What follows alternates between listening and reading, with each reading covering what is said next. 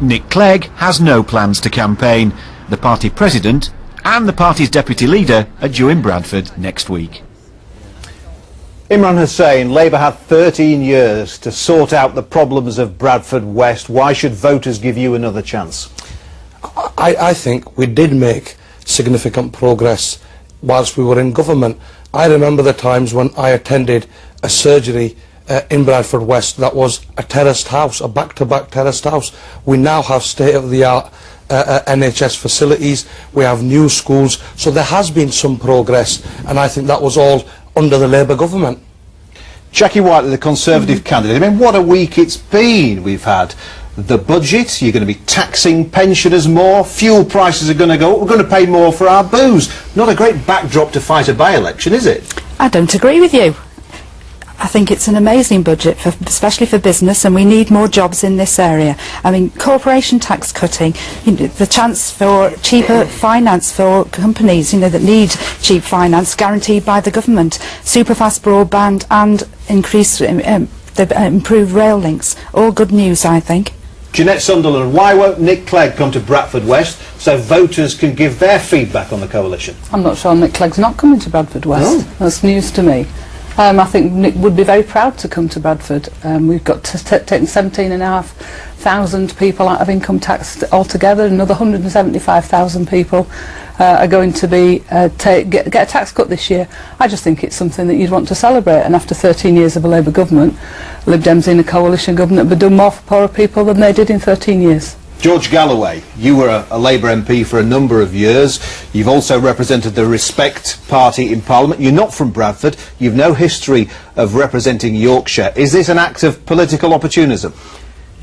Well, I don't know why you're asking me a nasty question when you didn't ask anyone else a nasty question, but that's what I've come to expect from the BBC. This is a democratic election. I'm a democratic politician. I have the right to stand here. There's no blood test. Everybody here came from somewhere, and I'm entitled to put my hat into the ring, and it's very firmly in the ring. The bookmakers have the Liberal Democrats at 80-1, the lowest prospect for a Liberal Democrat in political history. So I don't know why you're giving them time as if they were a major party in this by-election. Labour presided over the 13 richest years in British history with record parliamentary majorities, and everyone watching this who's from Bradford can see what the result was. We've got a hole in the city centre, we've got the Odeon falling down, we're 145th out of 155 in the schools league table. I know that Bradford City is not doing well in the football league, but in the education league we're doing even worse. Sonia McNally, you're representing the UK Independence Party. I think you got 2% at the last election. You can't have high hopes here, can you? Absolutely, we can. We can. We're fighting for Bradford West. We can do a lot for Bradford West. Yes, there are issues that need addressing, and we will get the chance to address these and deal with them. Not make empty promises, not think about what we need to do, but get on with what we have to do. That's what's important. Dawood Islam from the Green Party. Can we afford green policies in the current economic climate? We absolutely can, because with the Green New Deal we're actually the only major party that's got a fully costed answer to the nation's current problems that doesn't involve punitive cuts and cutbacks in public services. It's a completely costed plan that will provide thousands of new jobs in areas such as green energy and renewables, to name but two. It will create a whole raft of new entrepreneurs aged 18 to 25 to get some of the brilliant young people that we have in Bradford West that are currently being consigned to the scrap heap by the coalition government, instead to get them to come up with great ideas that we will help them fund to get projects off the ground. Right, well, we've heard from the main three parties about their policies on the economy. Let's hear from some of the other parties now and find out how their candidates are hoping to win over Bradford West, and we're going to start with that man who thinks we're asking nasty questions, George Galloway. I'm targeting every vote, whether they're white or Asian, whether they're Muslim or non-Muslim. Every vote has the same value in the ballot box and to me.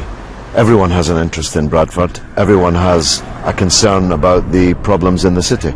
The city is slowly sinking.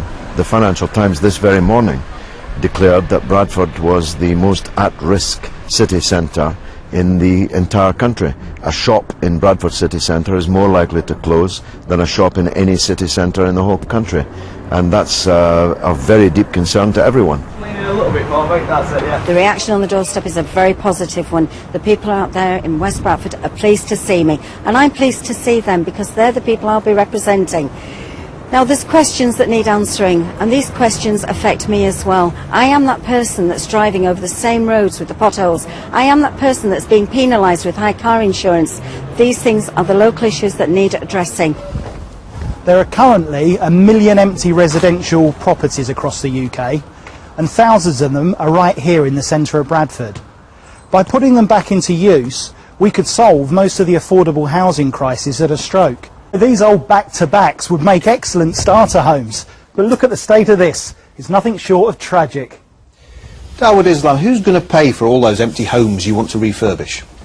Well, of course, the Green New Deal is one of the areas where we would remove the way that we look at taxation and make the people that are the polluters of society pay for more.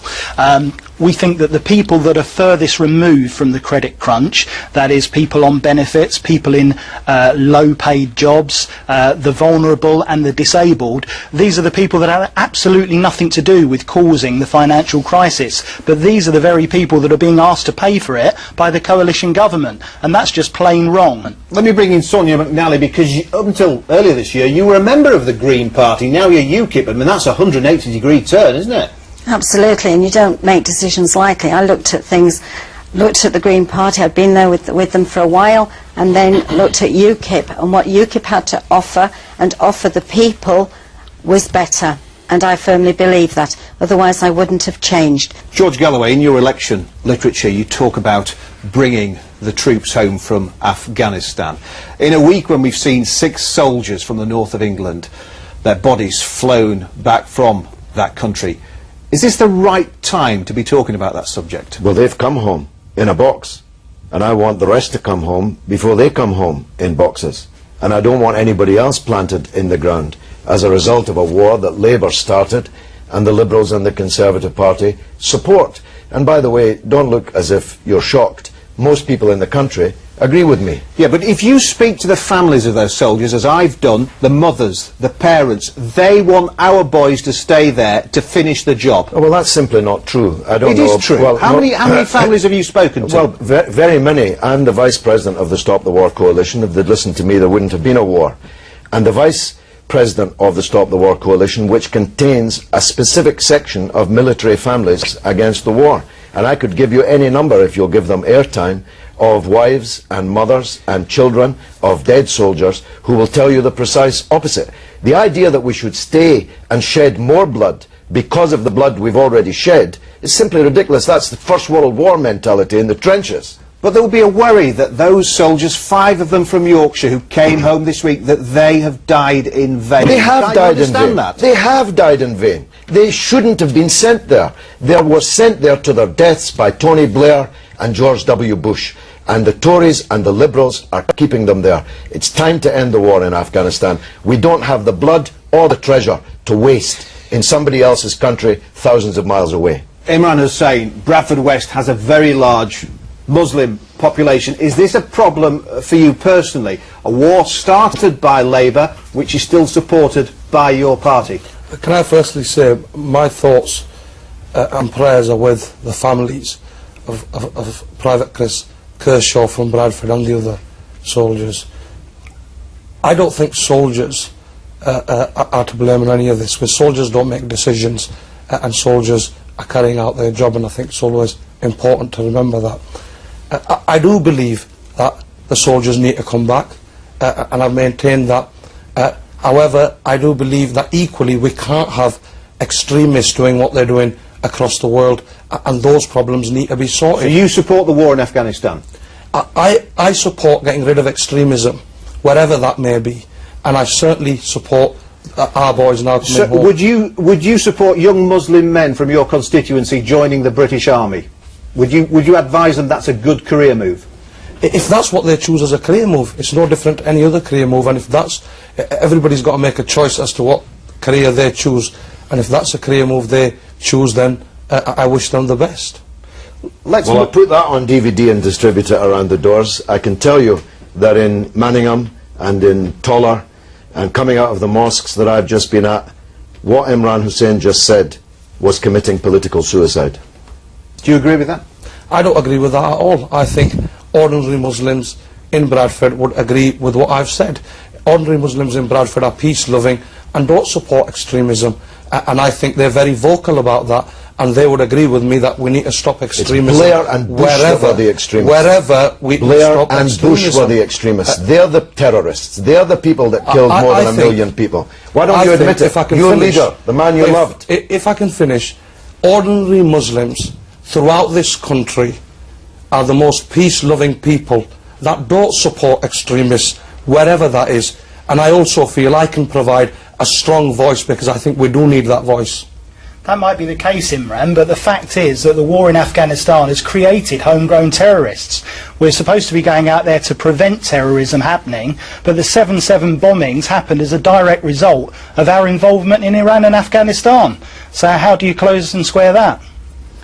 This is an election about Bradford West, and I'm really concerned that we keep following an agenda which is about stop the war, and that's the right and the legitimate agenda to fight. But actually, this is an election about what happens in Bradford West to the lives of the young It's a people that are parliamentary there. election. I don't know if you think you're fighting a council election. This is for a member of parliament. Now, you can send councillors to parliament, or you can send a parliamentarian to parliament. I think you'll find that's what people choose to do. Barely got a record, George. As a government, we've already announced that we're going to withdraw the troops, aren't we, by 2014? And that's dependent on Afghanistan being able to look after its own security.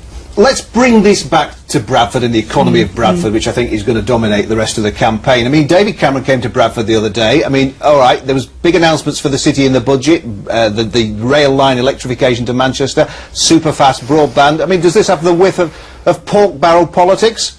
I don't think so. I think these were all planned events that were going to happen. You know, we have to remember that we inherited a massive amount of debt, and we've got to look at the way we can manage it. And you know, I think that the actions that we're taking are all positive things. You know, bringing all these people, 24 million people will be better off paying less tax, 2 million completely out of taxation, and we're going to do very positive things to bring people back into employment. Young people are going to get the chance to get apprenticeships, work experience and jobs, and we've got real incentives, financial incentives to give to employers to encourage them to take on young people. I think we can do a lot in Bradford West, and I hope that they'll give me the chance to move this forward. And Jeanette Sunderland, you don't think your candidate is going to be scarred by the actions of the coalition government? I don't think this is a referendum on the coalition. I think that the time for the referendum on the coalition is 2015. It's got its eyes firmly fixed on 2015. It's got its eyes firmly fixed on sorting out the economy. This is about what happens here in Bradford West the day after, on the 30th of March, and who they have fighting for them in Parliament.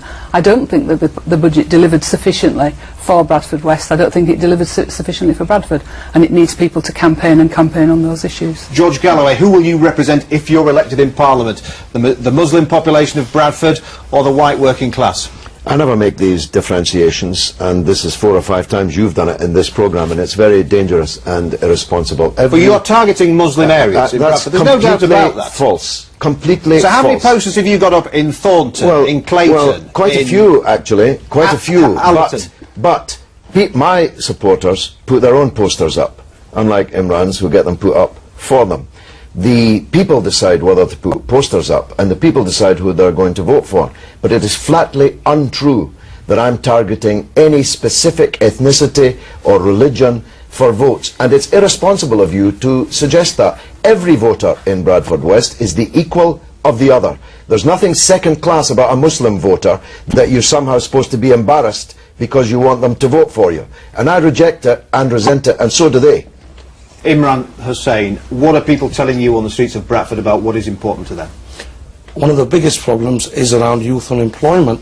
I mean, but that happened under Labour. That's not a new phenomenon, is it? Yes. Well, since this time last year, long-term youth unemployment has tripled.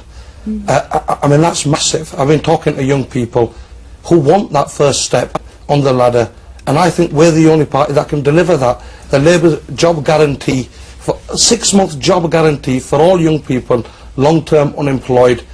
That's not promises, that's not anything else, that's real work experience for those young people. And in places like Bradford West, you know, it's difficult enough. I've grown up on the streets of Bradford West. I've played there. It's difficult for young people, you know, that lack aspiration in the first place. Yeah, but UKIP want apprenticeships back, technical college, just to give those the young ones, the chance for employment. We are going to have to bring this debate to a close. Thank you all for your time today, and I can tell you there are a total of 8 candidates standing in the Bradford West by-election on Thursday. You can see a full list on the BBC West Yorkshire website. Now then, let's go back to Andrew Neil in London.